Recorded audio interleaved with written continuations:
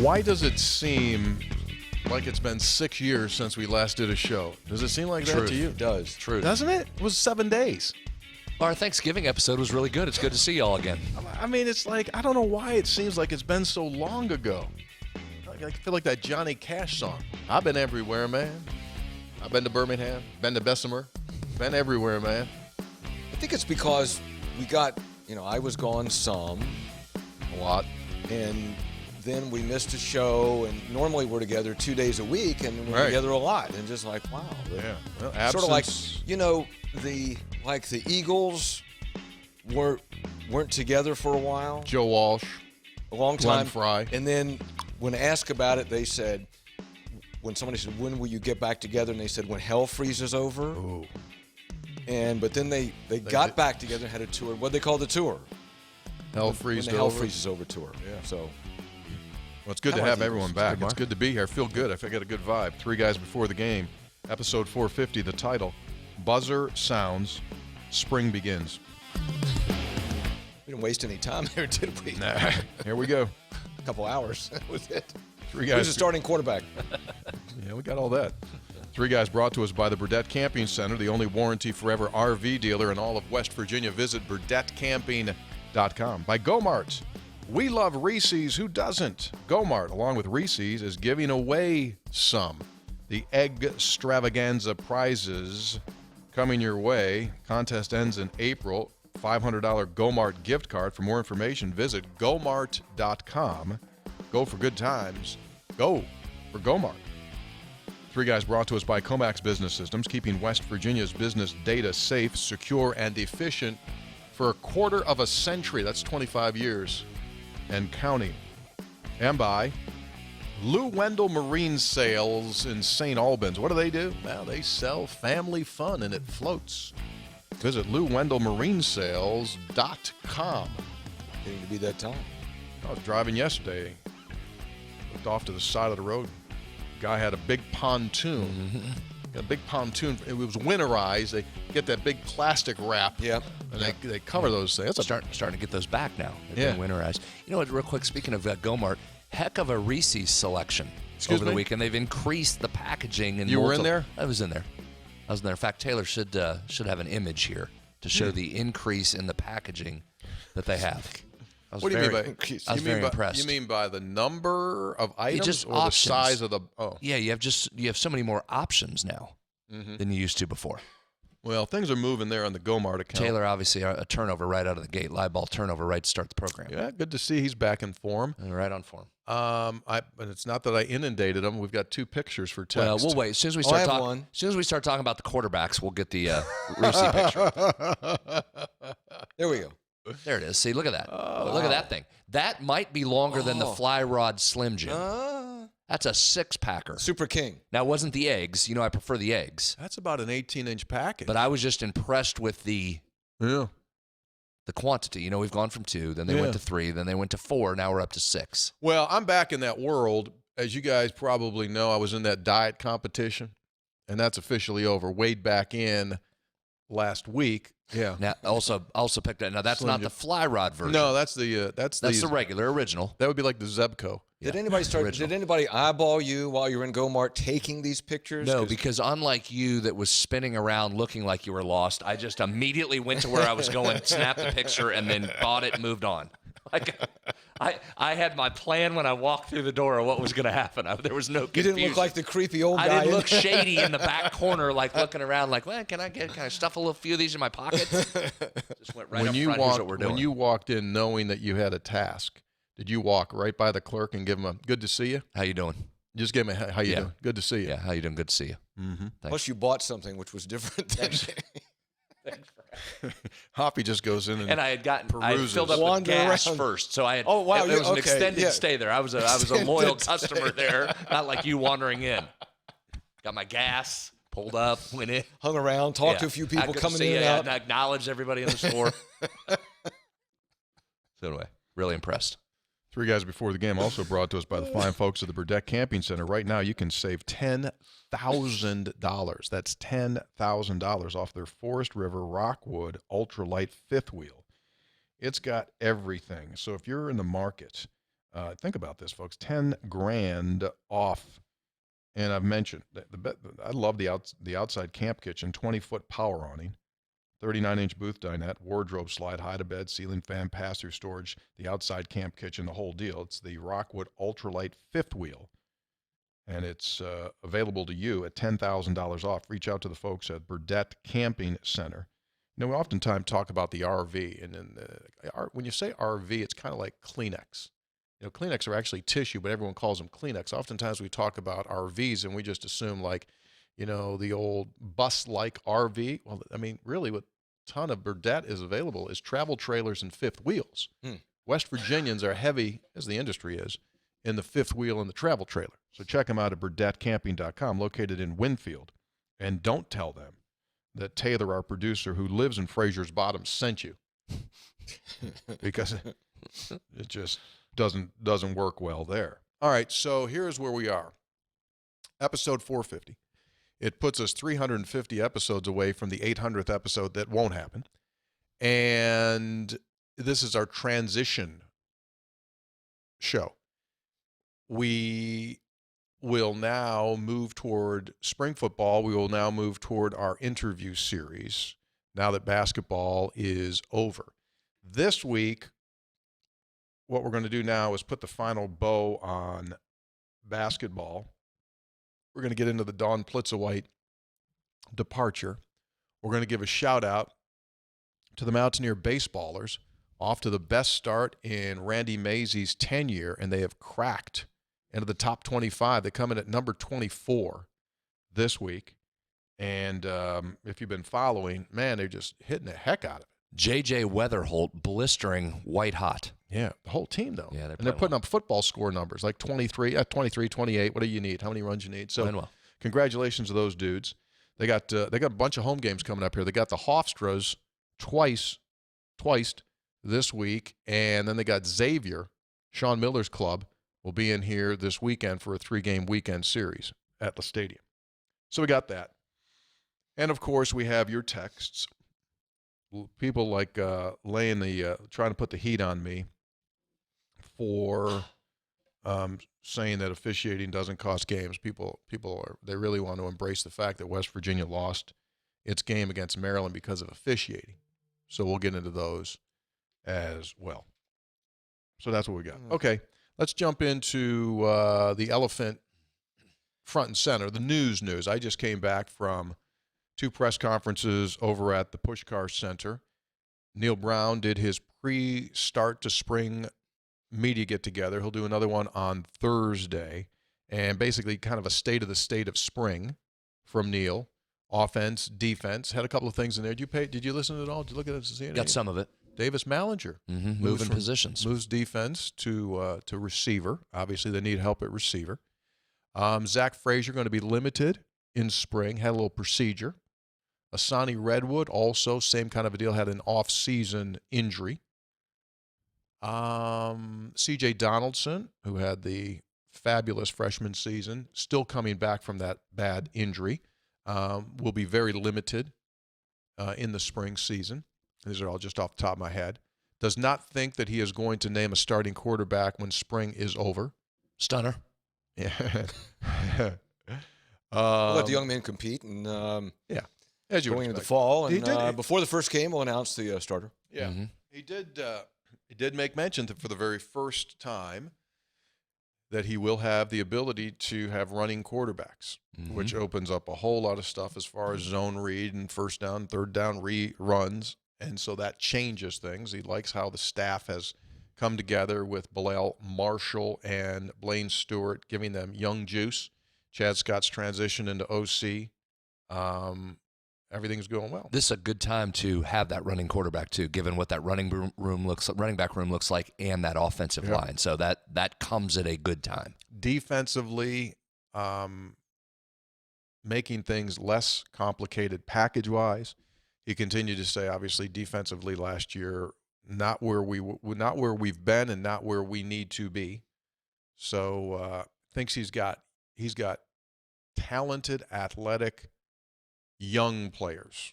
And given the choice, you'd love to have experienced, talented players, but given the choice between the two of experienced and not really talented or young and talented, you go with young talented.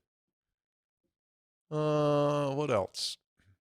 Going to do a wait and see on where they need to be portal-wise and transfers once spring ball is over. Thought he could use another receiver, though. Another Thought defensive he could use lineman. another defensive lineman, another receiver, and maybe something in the back half of the secondary. Receiver still continues to be. We're going to spend a lot of time talking about that over the next few months. He mentioned Carter from NC State, the transfer. So this is where you start to get into now. You mentioned those young and talented. You got to be unyoung quickly here if they're going to be good. You just simply have to figure out what you're doing and be good and produce defensively. Yeah. Carter's the opposite. He comes in having produced at this level. You've seen it. Now it's got to translate to here. It can't just be, well, he's really good at NC State, had 72 catches, had 400. He's got to be good here early right away because they need a number one to emerge quickly. They do, and this is an area where West Virginia struggled at times. It's looked really good at times. It's been inconsistent, Brad, and you just have to have greater consistency there than West Virginia's had for the last couple of years. All right, so that's football. That's your Reader's Digest version of football. Thursday, we'll dive in deeper, and we'll start breaking around these positions. Let's do basketball. Let's do the news, and that was the Friday trickle of information that Dawn Plitzuweit leaving WVU after one season. And significant story. When I saw it, I went, was it Scooby-Doo?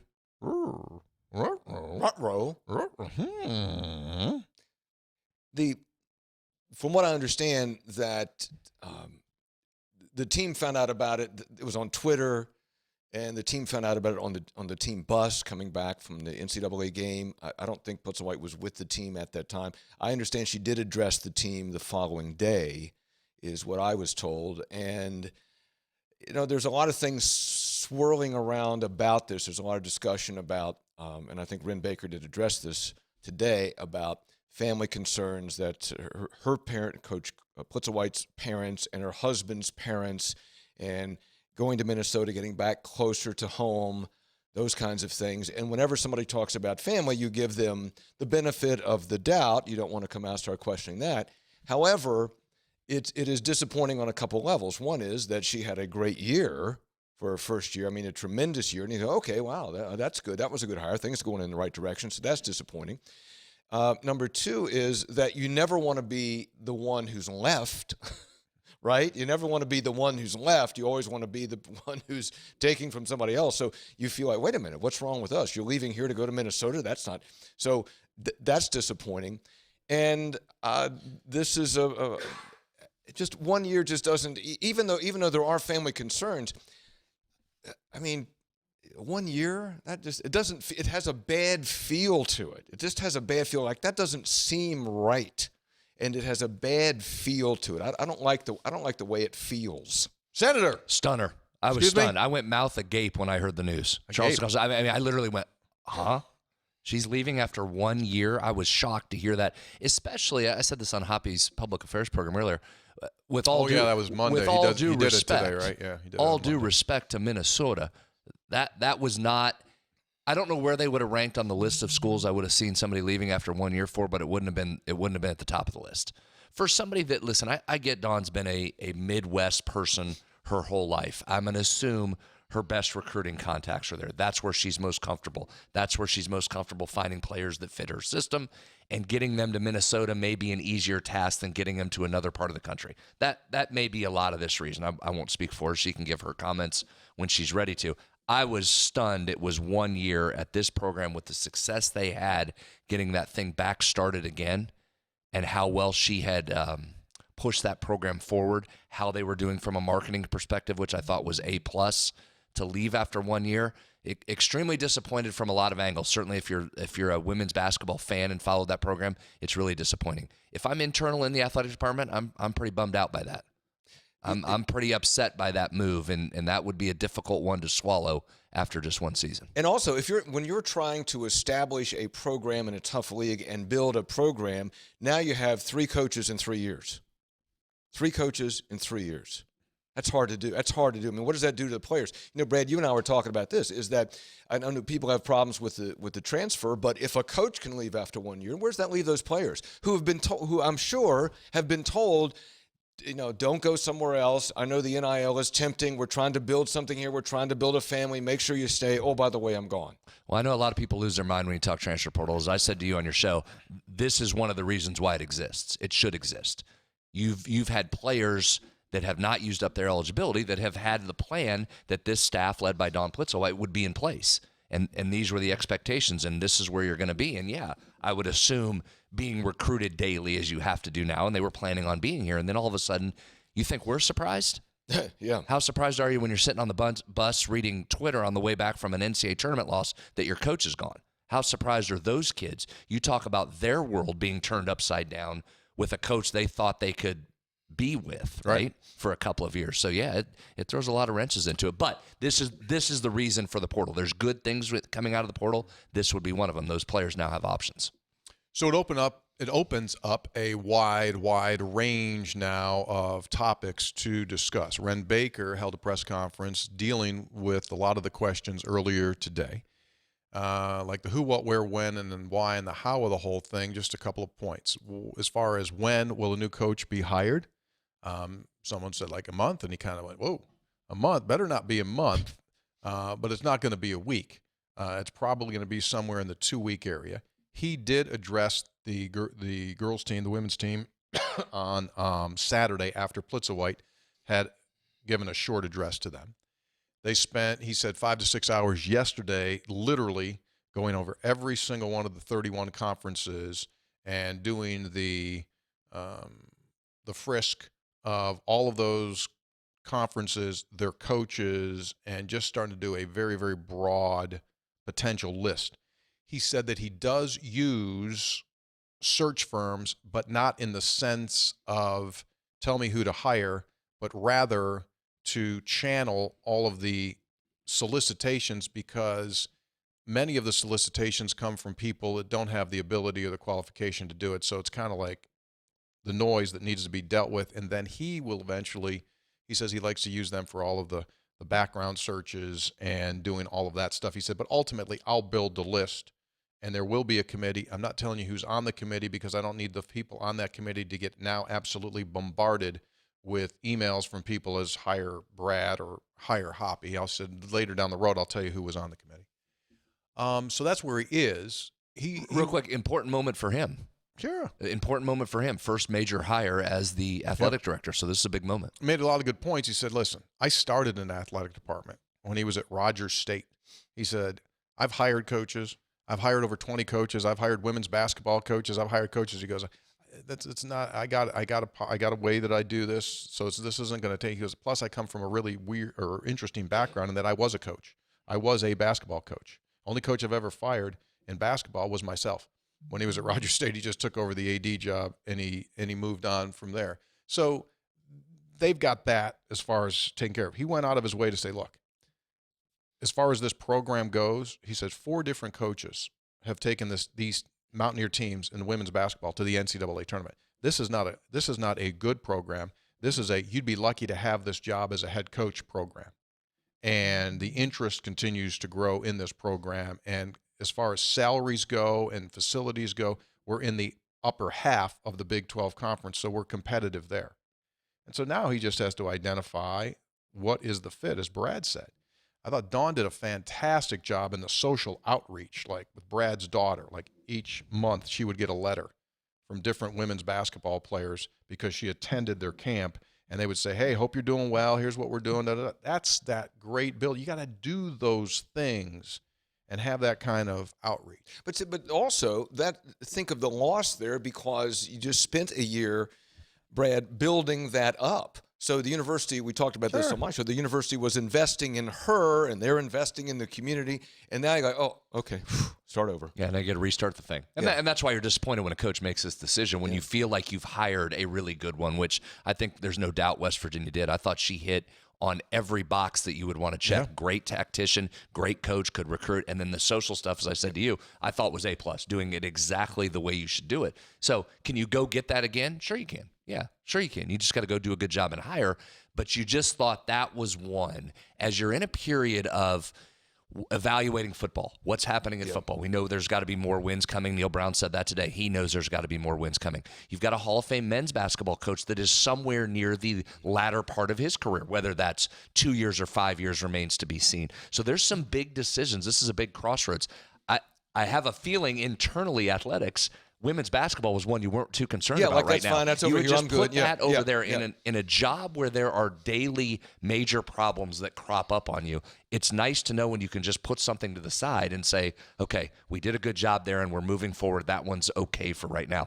To have that one now thrust to the top of Wren Baker's list, can he handle it? Sure. Is that what he's paid to do? Yes. Yep. Yes. Is that what he's here to do? Yeah, absolutely. But that's not one. I guarantee that was not one that's on the radar for March 23rd to having to be dealing with. But also, you're right. You're right. But if you're at the level that Wren Baker is, that he has reached, and the expectation for somebody in that job, that you got to come to work every day, Tony, expecting a curveball. Maybe not that one, but you got to come to work expecting that, not be flipped out by that. And from the comments that you said he made today, I don't think he is. I mean, he's hired coaches. He's a confident guy. Go find somebody. Go find somebody. He said he's postponed his next 2 weeks of meetings. He said, I'm out. He's just going to focus on this and get this done, do this thing right. So, but also, as we know, guys, the apprehension comes from, even if people don't admit this publicly, the apprehension comes from what a crapshoot hiring coaches can be. We have seen people that check every box that don't ultimately get the win. So you could do everything right from a Wren Baker perspective, and you're still not totally sure you got the right person. 50-50. When you had somebody that appeared to be in the right direction and doing those things, to then have to restart, that creates a level of, even if you're totally confident in your process and what you're doing, you're taking something that was working and hoping to hit another home run with it. Yeah. That's a challenge. Asked about her buyout and, like, will there be any reduction in buyout or anything like that? And the answer is absolutely not. I don't know what the number is. It's something like, I checked on this, it's something like $350 maybe. It's 25% of the remainder on her contract. It's about $400,000. So there you go. Which will have to be paid to the university. Yep. So there's where you are with that, and probably within the next 2 weeks, that probably comes to an end. Probably not in a week, but probably in the next 2 weeks. And again, I think you're coming into a good situation. Well, I shouldn't say that. You don't know what your retention is going to be now. Right. And so, but then again, does it matter? I asked him during the press conference, what has changed in hiring a coach? What have you added now that the world of the portal and the NIL exist? And he said, basically, you must have a tremendous understanding of how the portal works, because hiring a coach nowadays based on geographic proximity to your recruiting strength doesn't matter anymore. And by that, I mean, like in the past, hey, we're going to hire this coach because he can go get the players in this state or that state. Doesn't matter, right? I say this half jokingly, but like college basketball and to a degree football, it's the TBT tournament. You put your team together every spring, and then you go play the TBT in the summer. The only difference is TBT only lasts like a month. College sports, you just do it for the year. That's what this thing has become. Look how the expansion team Kansas State has done. I did not realize, and even though I did their games twice this year, they are the 2010 Mountaineers.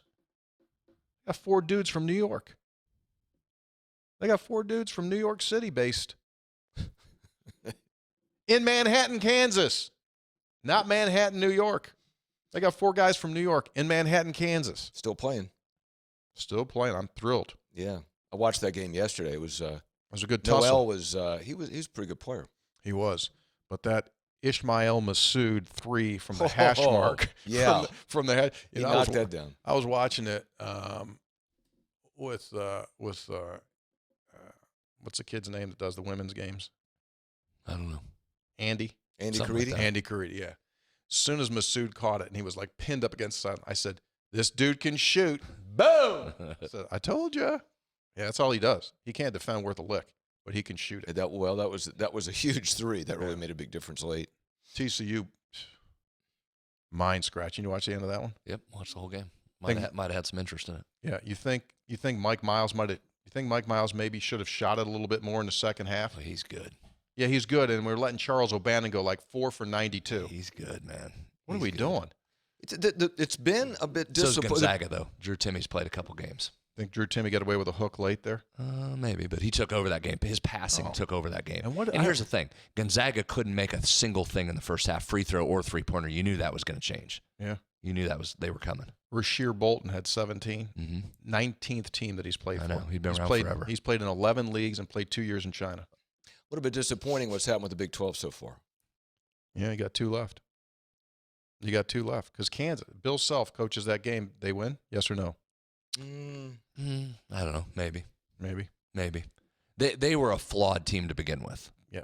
They were a very, very good team. But to get to the national championship, what they have to do, they had some significant flaws that are showing up. Same with Baylor, right? Baylor's defense you knew was going to catch them at some point. How was their interior defense? They don't have it. So that offense has to be super elite. And you get in these tournament games in a one-game situation, that's what you can see. Wow. And listen, the Big 12 strengths all year has been its depth and its night-in, night-out grind, not necessarily the high-end elite teams able to win the national title. Yeah, we knew that. Didn't have elite. All right, well, guess what? How long have we been doing this? We haven't talked about Mountaineer men. It's because it feels like it was 4 weeks ago when that game was played. All right, let's put this thing to bed. Takeaway, West Virginia falls to Maryland 67-65. As we talked about before the game, boy, it's great to be the first game, and it's bad to be the first game. Risk reward.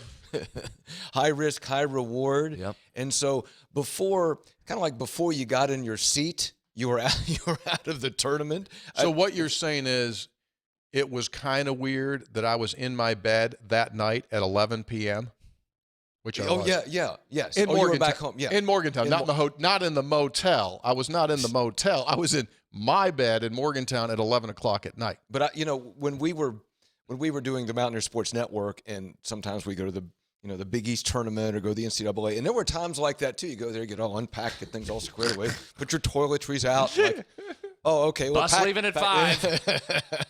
It was always back up. So it was it really is a oxymoron, because this team, they start out with those 5 losses and like, oh my gosh. And then don't even talk about the NCAA. Then they get on a hot streak and really played well, Brad, down the stretch. Mm-hmm. And now you're in the show, what a tough league, and you got there and all those seniors playing well all at the same time. You're really good. And then getting to the NCAA tournament is a great success considering where they were last year and how they were 0-5. So on one hand, you go, wow, that's a significant turnaround. But then to lose to a rival team in the first round on the first day in the first 2 hours, like, oh, that's really deflating. Well said. So a couple things. Yes, I thought the macro, to use your term, this program came back from the dead, right? It was dead last year. Came back, got back in the NCAA tournament. Great job putting it back on solid footing. Now take the next step. Don't restart the thing. You don't want to rebuild the thing. Just add some pieces and keep the thing going. So great. But as what often happens, and I'll speak for myself, not everybody else, what often happens with me in the NCAA tournament, as you're coming down the stretch and you needed to win the 3 out of the 5, you're saying, basketball's getting fun now. Can we just keep this going? Just get in the NCAA tournament. Just get in the NCAA tournament. Get that first game. Let's just get in the NCAA tournament. Then you get in the NCAA tournament and you go, oh, you got Maryland here. Why don't you go ahead and beat Maryland? And then you go on that run in the first half. Okay, here we go. Let's move on. Got Alabama coming second round here. Because you're into it and you get greedy. Well, it's new, but also it's a restart. It is. It's continuation, but a restart. So it's so fun, and it's so much better when your team's a part of it. And then you're in it, and you had scoring streaks of 14 and 16 in that game. Weird. Now, I was super concerned when Maryland went 8.5 minutes without scoring and you were only up 9. Mm-hmm. I texted somebody and said, this is not good. But then in that run in the second half, when Kedrian Johnson basically scored 113 straight points, you went, okay, well, there it is. You might have just gone past the nervousness. You might have just won this game right here. So it turned into a game that was winnable, but it was like a lot of that early season for the Mountaineers. Games you look back on and go, you just didn't quite get enough shots. And it was the keys we talked about. You didn't get to the free throw line enough. You were minus points at the free throw line. They outshot you at the line. All right, that's hard to overcome. Eric Stevenson was off. bottled up. They did a great job on Stevenson defensively. Now, you almost got past that key because Kedrian Johnson went bananas. So you almost neutralized that, but you just didn't get the couple shots down the stretch you needed, and really free throws not being there was just the signature key all year. Tony, you were there. What's a weird, streaky game? What was your sense as this game was moving along? I didn't like it as it was developing because of the massive free throw importance that we all talked about all season long. And when I could see that West Virginia was not getting to the line, I was extremely concerned. And then the inaccuracy of shooting the ball. West Virginia, unfortunately, was incredibly symmetrical in its shooting. 11 of 28 from the field in the first and the second half. 39%. You don't win games when you shoot below 40%. At worst, you need to be 45, 46%. So when you take a look at this team this season, we can pull a lot of different pieces apart. It never became a really solid defensive team. I mean, Maryland shot it 55% from the field in the first half. They shot 48 in the second half, and they end the game at 51%. You shoot 39, 38. They shoot 51. And don't get to the free throw line, and that's done. Well, guys, this team was driven offensively all year. It finished the year 14th in offensive efficiency with Ken Palm, 55th defensively. So that's why free throws were so important. That's why shooting and scoring and down the stretch, Stevenson was so blistering hot for that 7 or 8 game stretch. That's why you were in the position you were in. We talked about two things going into this game as keys. One was free throws, which we just addressed. The second one, I said I was concerned about Maryland's pace. They were about as slow as you could get nationally. West Virginia struggles against teams that go slow. It's better getting up and down the floor. Just 5 fast break points for West Virginia. That pace was played in terms of number of offensive possessions in the 7th percentile of all games nationally. So Maryland kept it at the pace at which it needed to, didn't put you on the line, and slowed you down. Well, so you're just checking boxes off for Maryland right there. Maryland did exactly what it needed to do to get the win. You couldn't break through and get it to your pace with what you needed. Yeah, the lack of balance for West Virginia. When the Mountaineers went on their roll here toward the end of the season, what were we getting? We were getting 4 players in double figures. In that game, 2 players in double figures.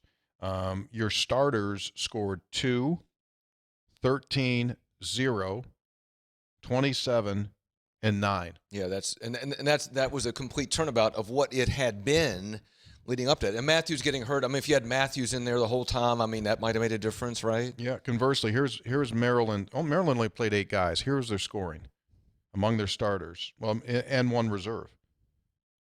17, 11, 9, 10, 15. Yeah. Here's the other thing that got you. Jimmy Bell and the foul trouble was a concern. They just attacked you interior-wise when Jimmy Bell was out. They were 13 of 19 on shots at the rim. Plus 10 in the paint. Yeah, they just cleared you out. Conversely, West Virginia just 9 of 20 on shots at the rim. So the inside presence there was totally flipped. Maryland dominated in there. All right. So it is over. West Virginia goes 19-15, a 3-game improvement from last season and an NCAA tournament bid. Closing the season, you go back to the Oklahoma State game on February the 20th.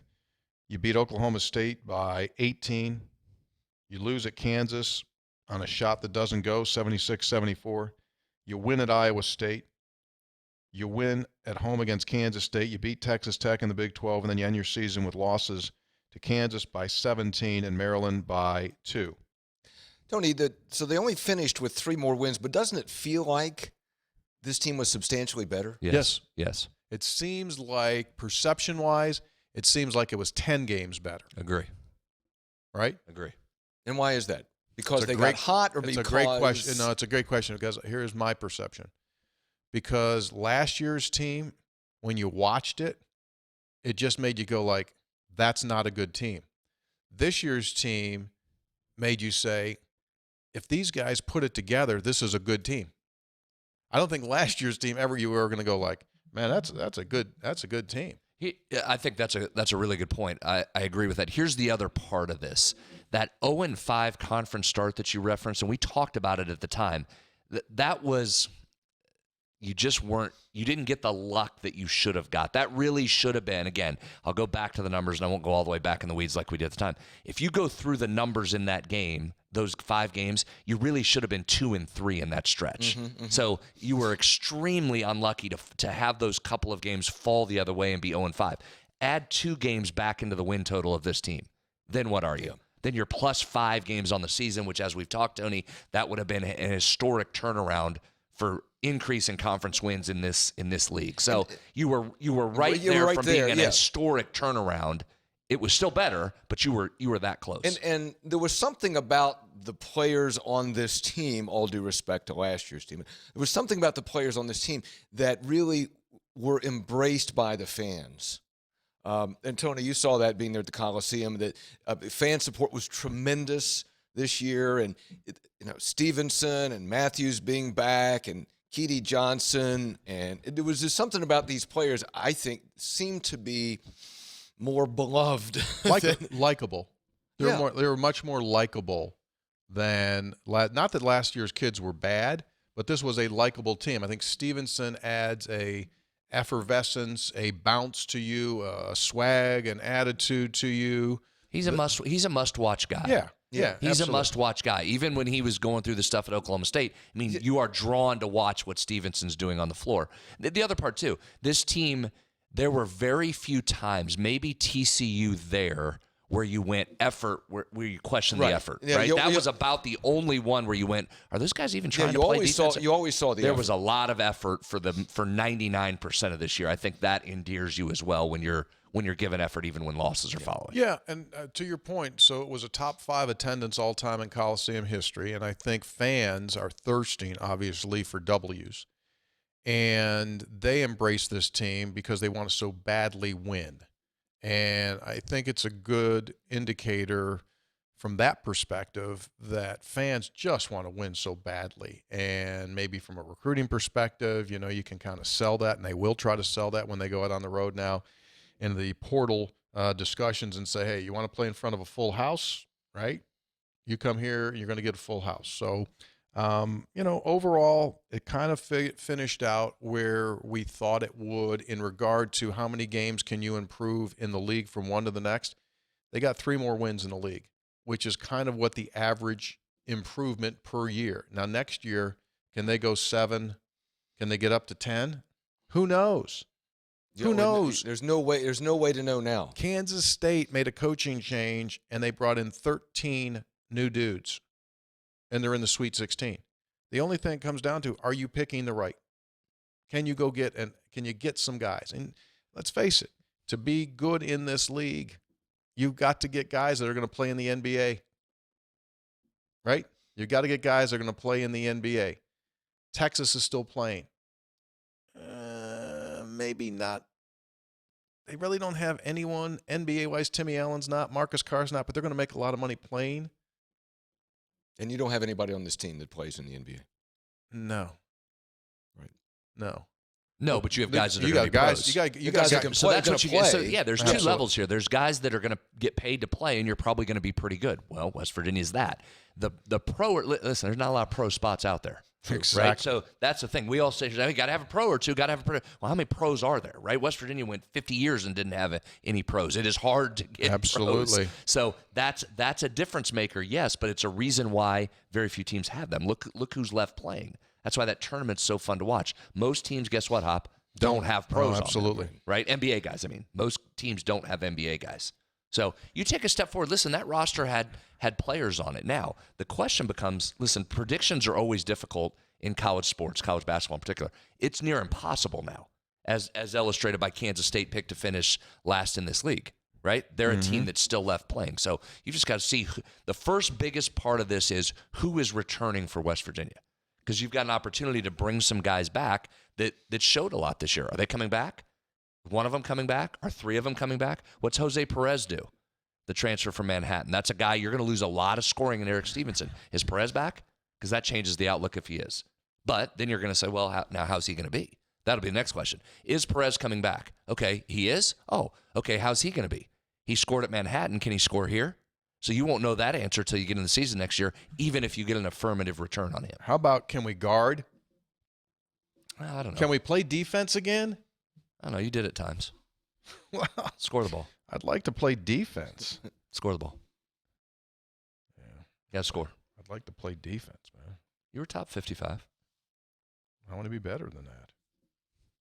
I like to guard. I like being a net. I like being a problem for opposing teams where you come in, they go, you guys, stop. That's what I'd like to do. Well, sure. You do that, you're going to be elite. You want me to go down the list of teams that are top 20 in offense and defensive efficiency? Yeah. Because I can do it in about 1 second. Do it. Houston, Alabama. Next. Boy, I stuck my head out to watch out. I stuck my head out. 363 teams, Hoppy. Two are elite. 2 are top 20 in each. Stuck my head out the tunnel to watch Alabama after our game was over. Just wanted to go give these guys a peek before we leave here. Oh, dude, you talk about size. Who? Bama? Bama. Yeah, They they look different. It looked like, size-wise, they were on defense, and their guys had their arms up all the way across. There was no way. All the way across the back line. It looked like just massive sycamore trees. Just like size was unbelievable. They got guys. They got pretty guys. By the way, Texas has slid into that category since the tournament started here. There's 3. 2 going into the tournament. Now there's a 3rd. Ah, dee-da, dee-da, Numbers are dee-da, fluid, dee-da, Hoppy, dee-da, dee-da, Not very fluid. Oh, boy. Oh, boy. I just, our boy, David Saab, the producer of your song, Spreads on Stats, he knew that I was like, because I know it might be an inconvenience to play the whole song. So he gave me a shorter version. That is a much shorter. 4 seconds. Good to see him. It's a stinger. Appreciate that very was much. a stinger. Yeah. Hey, for your spring officially has started today, I guess. Today's the first day of spring? I think so. I was listening to a radio station. They said spring starts later today. Is that right? Wasn't aware of that. First I've heard of it. Hey Siri, when does spring officially begin?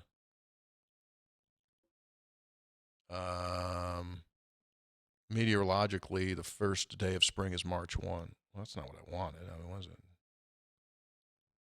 She's not being helpful today. Anyway, we'll effort that. Also, on your spring calendar, I want to do a save the date for our loyal legion of listeners out there. Do a save the date. Are you overextending again? Yeah, I don't think so. March 20th, first day of spring. Well, that's today. Today. Yeah. Okay, good. We're in. So put this date in your calendar. Don't use a Sharpie. Use a good quality number 2 leaded pencil. April 21st. With one of those pencil sharpeners that Yeah. people have. April 21st. April 21st, the night before the Mountaineers spring football game. We are, probably should tell you two too. We're efforting to host another 3 guys before the game public event. We did one on 6th of January, the night before the Kansas game, overwhelmingly supported, sold it out in 3, 4, 8 minutes, whatever it was. And right now in plans, if you guys are available, for April 21, night before the spring game, for another 3 guys event, again to be held in Morgantown. I don't want you guys to travel if, in fact, Home you are game available. again. Home game again. Starting off with 2 night home games. before, But night 2 before home the spring games. game. yeah, Night before spring game. Night before the spring game. Weather obviously is going to be a lot better than it was January the 6th, which was a bit cold. Wasn't bad though. Wasn't? We It were wasn't One bad. inside. It was bad. kind of nice. It's nice when it's cold outside, but you're inside in a public house, a tavern, and having an ale. Sure. Public house. Now, Hoppy, the only requirement, if you are in fact, 1942 public had a nice beverage at the public house. if I went there, Or some and buggy parked outside. How much you want for that? they made me get a 2 member. dimes. So April 21, April 21. Yeah, Okay. put that down in your calendar, folks. We're going to do another event. details Are coming tickets soon. available? Details coming soon. Details coming soon. There'll be another iteration of Kirchhoff Ale, a different version of. Wait a minute. Just stop. Don't ask him any more questions Okay, because he okay. doesn't have it. It's not Okay. buttoned down. He'll say something. He'll overpromise. Okay. Just let it go. Okay. Just save the date. We'll continue to get info out there. 3 Guys Before the Game is brought to us by Lou Wendell Marine Sales, the largest pontoon boat dealer in West Virginia. Family-owned for 4 decades, and coming from a business myself that was owned for 7 decades, I know that it's hard to stay in business for let alone 1 decade. 4 decades, Lou Wendell Marine Sales, the premier pontoon dealer in the state of West Virginia, recognized as the experts. You can check them out at LouWendellMarineSales.com. What do? They sell family fun.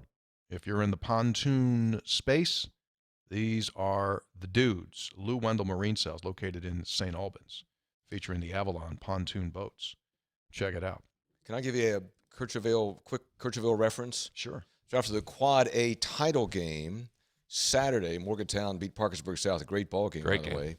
Terrific. Afterward, went up to Coach Dave Tallman to congratulate him, and he said he was planning on trying to celebrate with a Kercheval, which I took like, after you win the Super Bowl, like, hey, I'm going to Disney World. Yeah, that would have been a great spot. Yeah. Gotta go get a Kercheval. Yeah, SSAC probably wouldn't have been in favor of that. Dave Tallman, you just won your 3rd state championship. Where are you going now? I'm going to the Chestnut Brewworks to get me a Hoppy Kercheval. That'd be a great ad. I love it. Yeah, probably would. Did you have a couple Kercheval references while you were down there? Had a couple, State yes, tournament? indeed. Yes. You? I had a bunch of 3 Guys references. Guys, a bunch. Barry from Princeton came up, was nice enough to say hello with his son Jackson. Terrific. He said hello. Matt from Weston. Saw Todd at Starbucks. Went over my Starbucks run there in the morning. Then headed over to watch the quad game. Todd was in Starbucks. Kayla Saunders met her mother, right? Kayla Saunders, big fan of the show, met her mother in the mall there. Very nice. Yeah. A lot of 3 Guys references. Good people. Good to see everybody. I had a reference. Do you have that picture? Oh, yeah. McPherson's. I know those guys. Yeah. Fred and Andy. Those are the guys, the football officials that use the chant hoppy, Yes. hoppy, hoppy when there's a first down in their game. Yes. To move the chains. Hoppy, Yes. hoppy, hoppy. Yes. They're Terrific. characters. They're fun guys. Good people. Yeah. Good people. Congratulations to all 4 of the state championship teams on the boys' side and the 4 girls' state champions as well. And it's always a great event, man. Always a great event. All right, you ready to do something? Yep. Do it. So I checked the numbers. We'll just go right to the numbers. Here comes a heater. Let's jump into the. Oh, wait a second. I hit the wrong song. If I ever to use my stats, I'm out. Ready? No stats. 5, 4. You're statless. Oh, boy. I already gave them. Yet another indicator. There's no stat going forward, right? Yeah. Well, I mean, we can do some numbers. No, we can do numbers. We can do football numbers now. We can really do a deep dive off-season football numbers. Ladies and gentlemen, apologize about the incorrect song, but as you know, as Hoppy knows, this is a live program, so we can't edit it.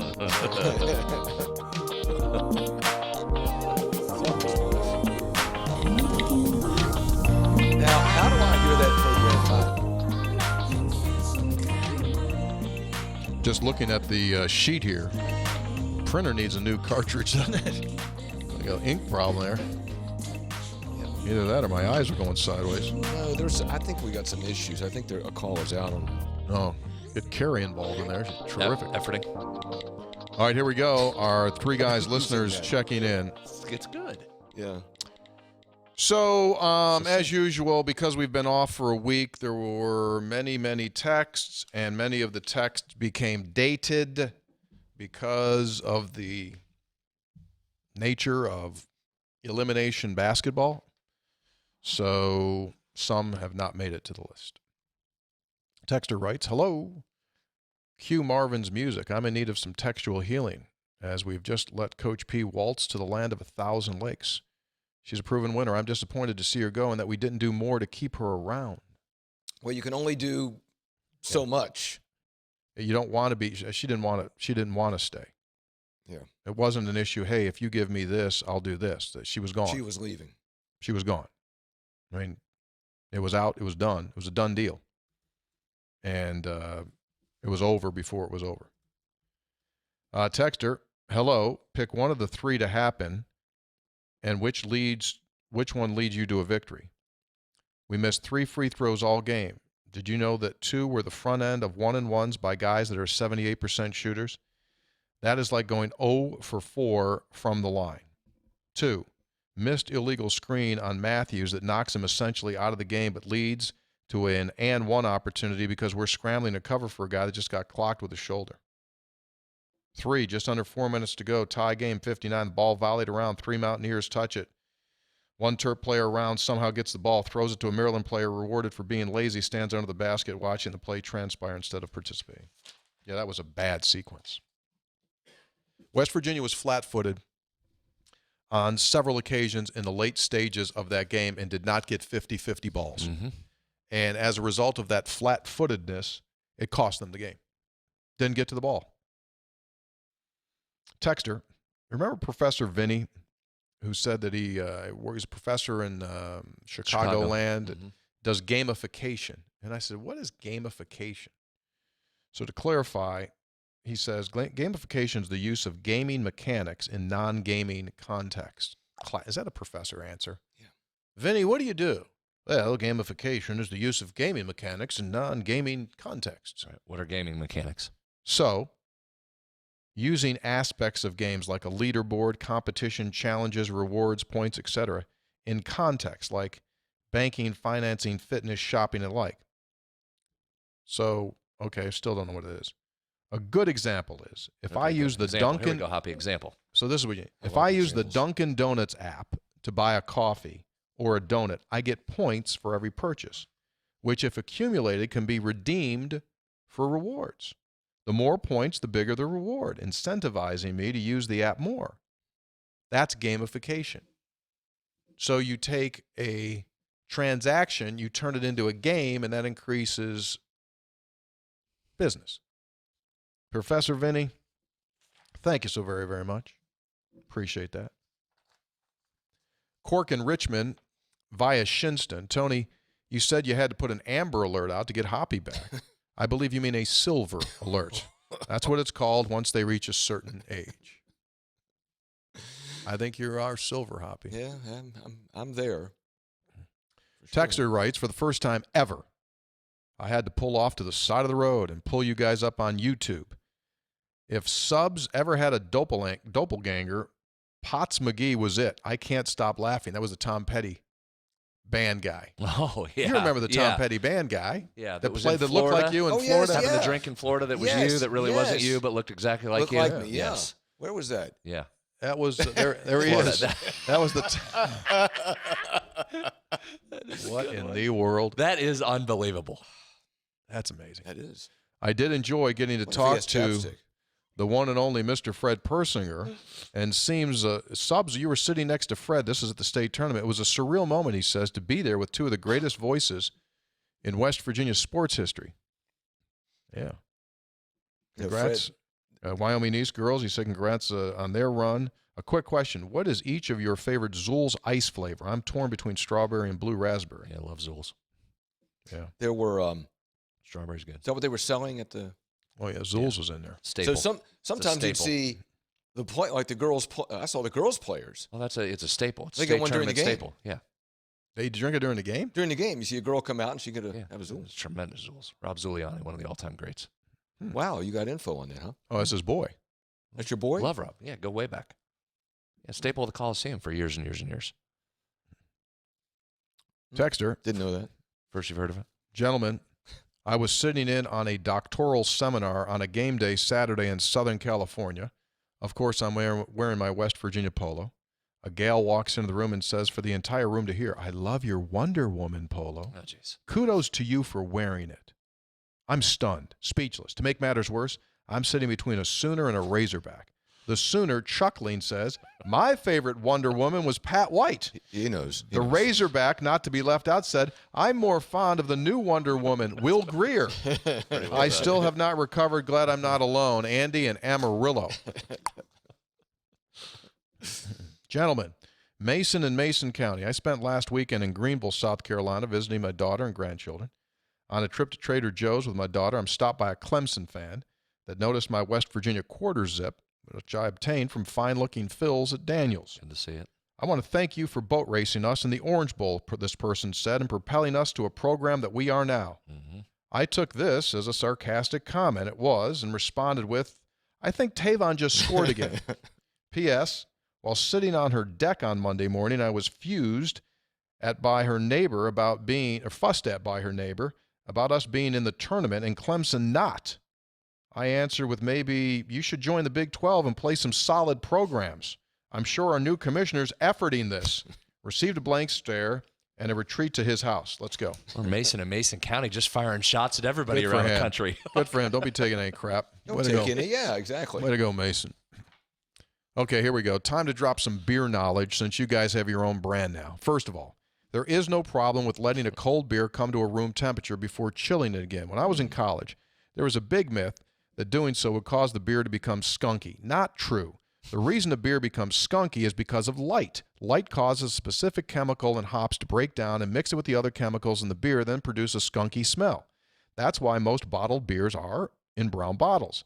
The brown bottle is more effective in blocking the specific wavelengths that cause the reaction other than green, blue, or clear bottles. Second, modern beers will not spoil even if they're left out for a year or more. What? The taste will change depending on the style and the storage, but they don't go bad. Just keep them in a dark place. Doesn't get too warm to minimize the flavor changes. In fact, some people intentionally age high alcohol stouts, Belgian and British beers for a year or more, just like you'd age wine. Think things in the 9 to 12% alcohol. Good Beer info. lessons over. Back to basketball, signed by J.D. from the Southern Coalfields. That's good intel right there. I thought that was going to be signed Bill from Chestnut Brew Works there. That was pretty detailed. Didn't know that. Very nice. That's what the show's about. We enlighten. Scopes, I'm happy to accept your strong quantitative argument asserting a favorable whistle for the Mountaineers. Disclaimer. The previous statement does not in any way forfeit qualitative discussions on guarding out of bounds, collegiate eligibility of last week's high school player, or Mark Few as if he were a hobbit stating that we've had one. Yes, but what about second halftime? Steve, not in Cal. So he's basically saying, okay, I'm not going to buy in about the officials. Hi, TC, Senator Spreads, Uncle Hoppy, Tommy Boy from Independence. I want to say thank you to Senator Spreads for the last episode. Please tell Uncle Hoppy he's so wrong about the Senator's personality. Senator was much a delight to talk to while he was in Morgantown Mall. Senator's daughter, very engaging, hospitable during our conversation with my daughter and I. Maybe the reason why the Senator becomes so direct, irritable with y'all is that he's the voice of reason, reality of the podcast. I stand corrected. It's a you problem, not a me problem, says Tommy Boy. Thank you, Tommy Boy. P.S. Appreciate that. Evidently. I recently worked on a medical conference this weekend and met a broadcast legend in the college football and NASCAR arena, Dr. Jerry Punch. Yeah. He was such a gracious person. He was such a gracious person to talk with. I mentioned to him I'm a WVU alum and was a fan of his game broadcast. Dr. Punch's exact words were, Morgantown is a great atmosphere for college football. Yeah, you know. Statement made my weekend because he's such a legend. P.S.S. Don't forget, my Myrtle Beach house is still available for the Memorial Day weekend for a podcast. Wow, he's pushing that. Thanks for the content, all the Nice memories. area. Matt from Morgantown. That's Yeah, that was somebody else. Tommy Boy from Tommy Independence. Boy, yeah. Matt from Morgantown comes in. The quest is finally over. After countless waiter and waitresses telling me I just missed out because the keg was tapped, I finally tasted Kirch Ale. It was worth the wait. I thoroughly enjoyed multiple tall glasses of it at Kegley's. There you go. Another There you go, happy yeah. Kirch Ale Very good. drinker. Right there. Good picture. Got the stained glass up top there. That's well done. Well done. Good job, Matt. Good job. Thank you, Matt. Texter, dear three guys, I've got quite the dilemma. Unfortunately, I teach my digital marketing class today at 11 a.m. Central, 12 p.m. Eastern, the exact same time as West Virginia's game. However, I came up with a creative solution. Go Mountaineers. So there you go. Put the game on his TV. Perfect. Somewhere out there teaching these kids. Perfect. Texter, I don't like to blame officiating, but some of those calls and no calls are sad. Don't think this crew will make it to the round of 32. And your guys' opinion of it. Tony, what do you say about? I know that you've been you've defended the officiating in West Virginia getting calls, but I mean, I didn't notice anything in particular in the Maryland game. Did you? Did they call it differently than the? Yeah, what I did mean, you notice? was it called differently? No. Did they blow calls? Yes. Could we have benefited from some better calls? Yes. Yes. Was it the reason West Virginia lost? No. It wasn't. Yeah. Could we have gotten that possession on that too long of a replay? Yeah, absolutely. Should they have seen Emmett Matthews get chucked and ducked? Yeah. Did they have a great game? No. No. But guess what? It's an imperfect science. And they're never going to get them all right. And you have to play better than that. The replay one is the one that you've got to get that right. You're in a one-possession game in that kind of situation, there's going to be a 10, 15 different plays we can go back to and point, hey, they didn't get the call right. Maryland would do the same. You can't miss on a replay. You just can't miss on a replay. Mm-hmm. Yeah, that was kind of a weak comeback to them. We can't tell, so just keep it as it is. Come on, man. Come on, man. You know, Brad and I were talking about the high school tournament, and the quality of officiating was very good. Very good. At a high, I thought, and Brad, I think you agreed, at a high level. And it's very, when you're there, and Tony, you're sitting courtside all the time, and we were sitting courtside for the high school tournament. I mean, it is hard because there is so much contact, and they're just looking for advantage, disadvantage. Does the defender, he or she's entitled to their position on the court? You know, it's tough. It's tough. Brad, didn't you think that was good? Agree. A couple more shots here at me. Yeah, Tony. Refs never decide the outcome. All capital letters. Wrong. Texter goes, as Eric goes, so does WVU. That's why we lost. But good talking WVU fans into the fact that the refs didn't decide that one with fouls on the big men. Curtis in Portland. Here's the deal, man. So I thought about this as I saw these texts come flying by. And is it a factor? Yeah, it's a factor. It's a factor in every game. So my thought is I'm going to go biblical on you. Uh-oh. Can I go biblical? Whatever you choose, Tony. Your show. So we're going to go Matthew chapter 7, verses 3 through 5. Why do you look at the speck of sawdust in your brother's eye and pay no attention to the plank in your own eye? Mm-hmm. Do you get my point? You lost because they shot 51% and you shot 38%. That's why you lost. Now, did the officiating help you? No. Did it make you lose? No. Make 3 more baskets and you win. So why? Here's my point to all this. Now, this will be the last time I talk about No, this. it won't, but go ahead. It's like, why does it always have to fixate on that? And you're failing to look at the bigger thing. That's my point. Like, you're studying the speck of, the officiating's always going to be inconsistent. They're going to miss calls. They miss calls against us. They miss calls against Maryland. I get all that. You shot 39%, 38%. You can't win. You can't get outshot by 13%. It's math. It's math. Tony, I agree with you. I think the exceptions are when the fouls are dramatically out of whack, okay? And I'm not in this instance when the shots are dramatically out of whack, foul shots, and also if it's a one possession game and there's an obvious bad call, okay, which you didn't have, okay. So those are the times. There are times when it's legitimate to question or criticize the officials, but just you weren't getting calls during the game is too general. Yeah, my point is it's part of it, but it's not the only part of it. But everyone fixates on it was that. No. It's like it's always more than that. Your leading scorer went 4 of 17 from the field. Yeah. You don't win then. Yeah. Texter, well, it would have been great for the world champion Mountaineers to deliver me a victory on my 25th birthday. Didn't happen, but I did see Princeton upset Arizona, and they're giving some strong thanks for having us energy. Good use. As well they should. Yeah. How about Princeton? Wow. Still Sweet dancing. 16. Still dancing. Hey, 3 guys. Ted in Colorado. Fitting end to a frustrating season. Trey Mitchell played soft, was a turnover machine. Maryland took Stevenson out of the game. Emmett Matthews didn't show up, and we still almost won. Typical of a disappointing season. So you see where he's sitting on that thing. Andy from Tays Valley. Just like many of the Mountaineer faithful, I was ready and excited to watch your boys. Came home with food from my favorite spot, honey, sriracha, and spicy Parmesan garlic wings. As I proceeded to inhale said wings at an uncomfortable rate, I couldn't help but wonder, what would Tony think about my bones?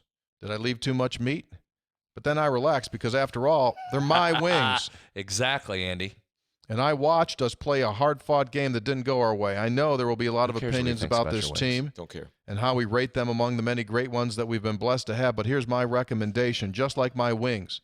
If you take the meat and throw out the bones, you'll see a team who just a few months ago were down and out but never gave up in the toughest league in the nation, never backed down. I, for one, have come to love this group.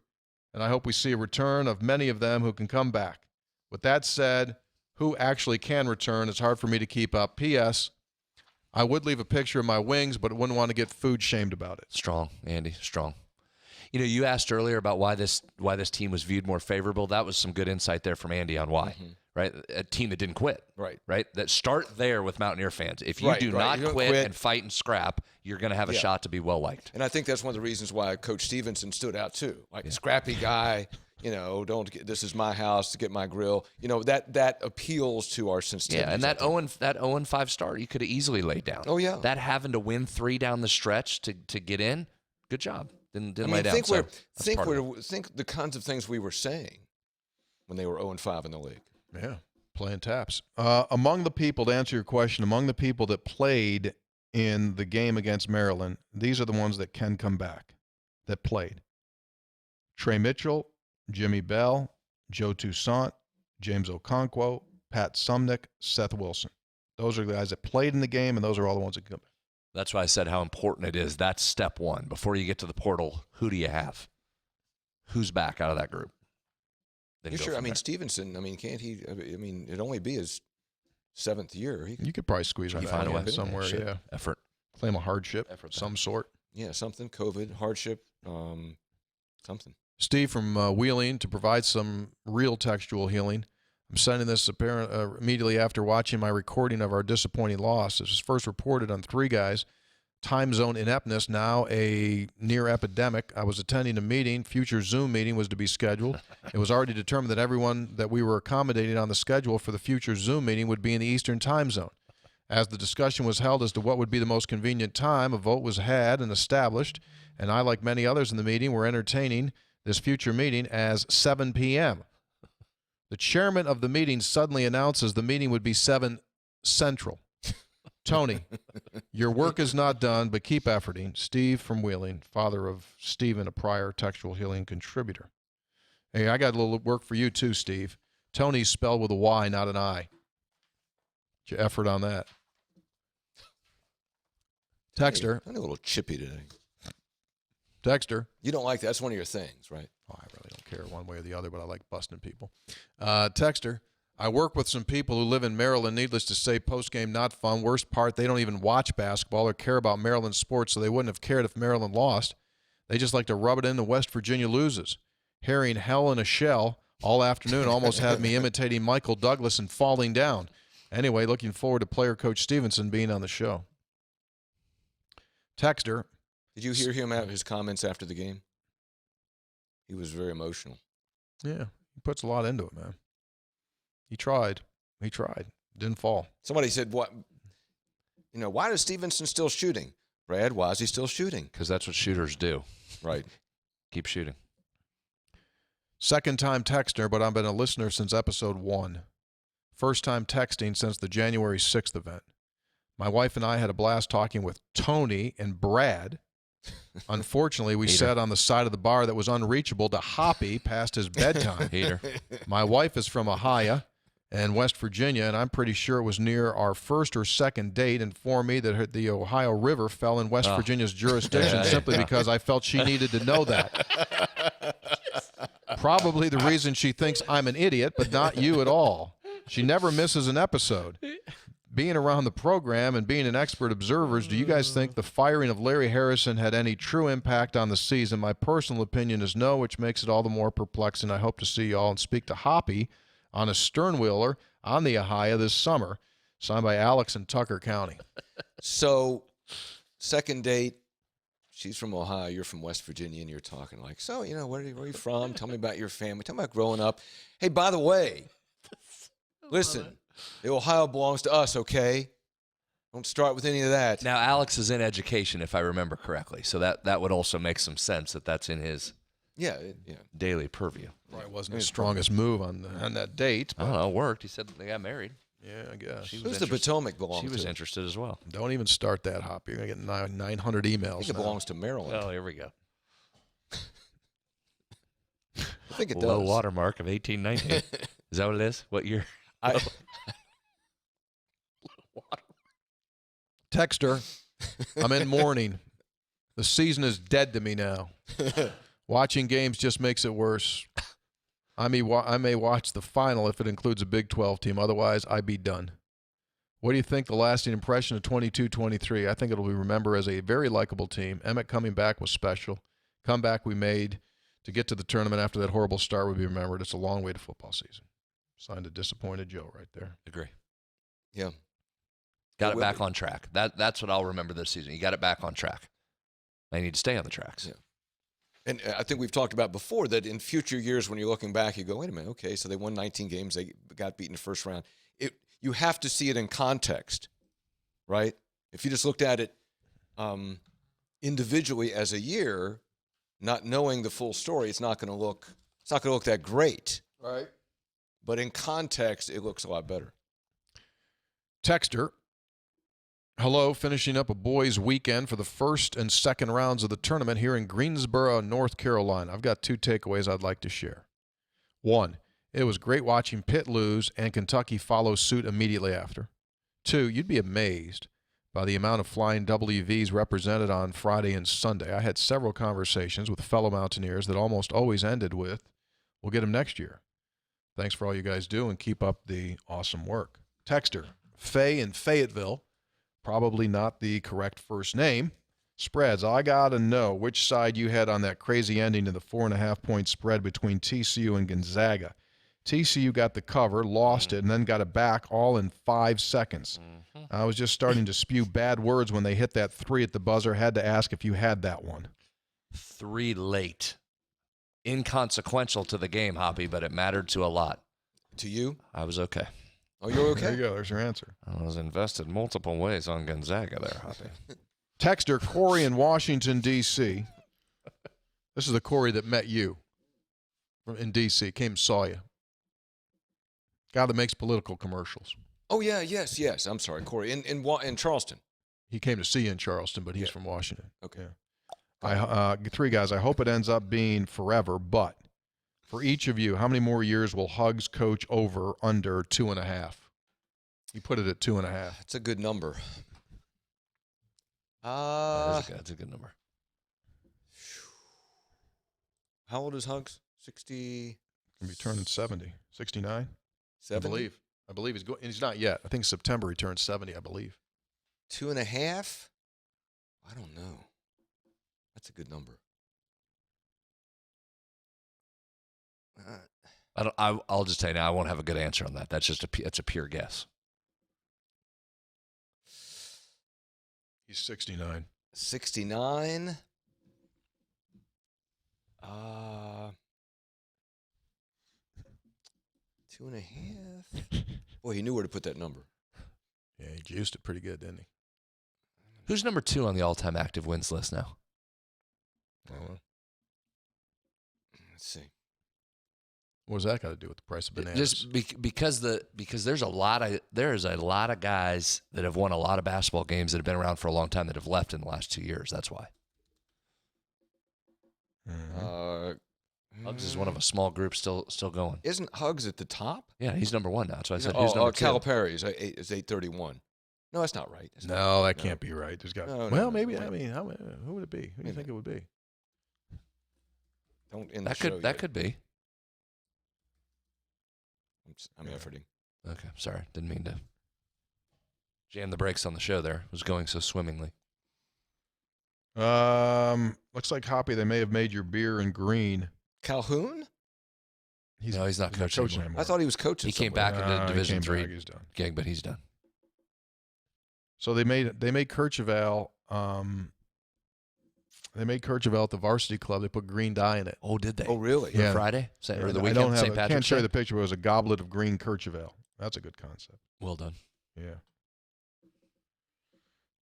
All right, last one. Here we go. 3 guys. This is Casey, Rochester, New York, longtime listener, first-time texter. I'd like to offer the following. If Hoppy would submit to me his standard orders at 4 to 6 restaurants that he frequents, I could gladly create a custom laminated order card for his wallet. Then, in the event he finds himself out and in need of food, he won't have to rely on his wife to recite his orders.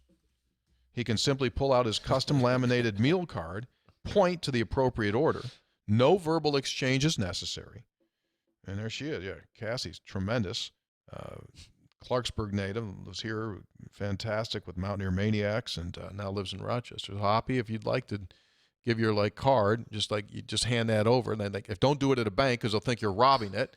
But you can do that when you go to food places and just kind of give them the point. I was this whole thing has been. I started it. I realize that, but it's been overvalued. What do you mean by that? Well, now I can't find what I'm looking for. Longest tenure. Because all these guys just retired, like Boeheim retired. I'll tell you who that it was is. my point. That's what I was saying. I'll tell you who it Boeheim is. retired. Bill Self. Bill Self? No, it's Cliff Ellis. Cliff Ellis from. He's still coaching at Yeah, Coastal? Coastal Carolina's got Coastal. 817 wins. Yeah.